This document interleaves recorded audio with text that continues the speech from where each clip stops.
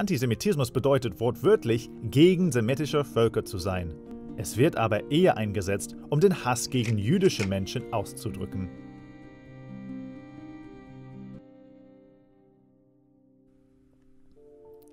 Angefangen vom Pharao beim Exodus über die spanische Inquisition bis hin zu Hitler und den Nazis gab es immer schon Leute, die jüdische Menschen einfach hassten.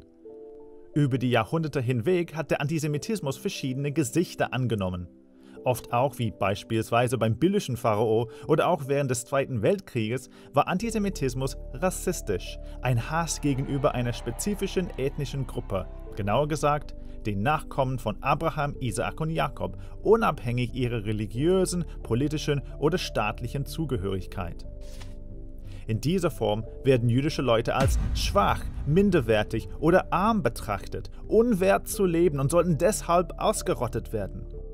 Ironischerweise gelten Juden auch in umgekehrter Weise als stark, reich, mächtig und als eine Bedrohung für den Rest der Menschheit. Aus diesen Vorurteilen resultiert der Wunsch, uns Juden zu verfolgen und uns letztendlich zu zerstören. An anderen Stellen in der Geschichte, besonders dann, wenn wir eine Minderheit waren in mehrheitlich christlichen oder muslimischen Staaten, entwickelte sich eine Form Anti-Judaismus, einem Hass gegenüber der jüdischen Religion.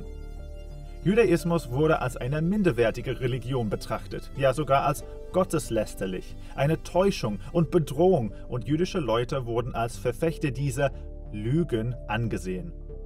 Menschen jüdischen Glaubens wurden hier oft ermordet oder zur Konvertierung gezwungen, um ihr Leben zu retten.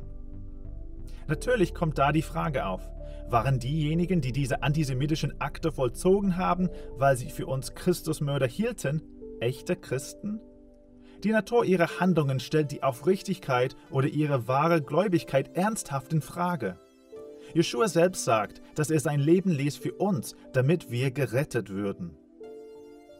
In jüngerer Zeit ist der Antisemitismus, obwohl es in biblischer Zeit auch Beispiele dafür gab, politisch geworden und äußert sich als Anti-Israelismus. Wir sprechen hier nicht über berechtigte Kritik an der Politik des Staates Israel gegenüber deren Beziehung zu den palästinensischen Autonomiegebieten.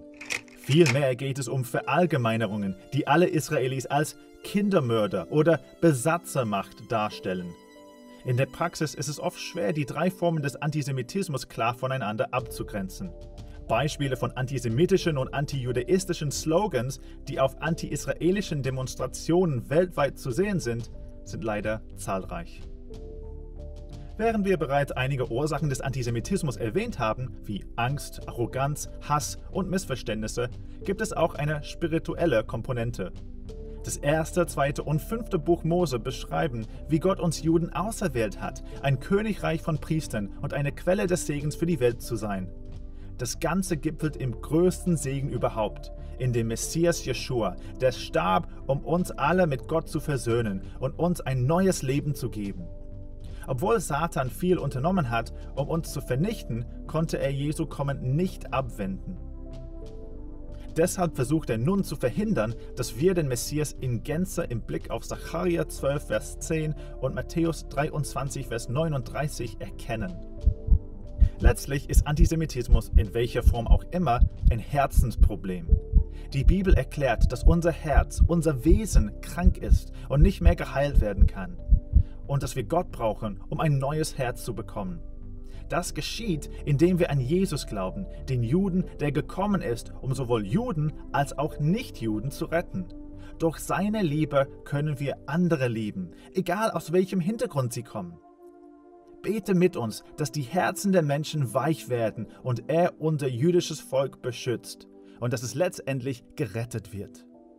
Gemeinsam mit Paulus sagen wir: Brüder, mein Herzenswunsch und mein Gebet zu Gott für Israel ist, dass sie gerettet werden.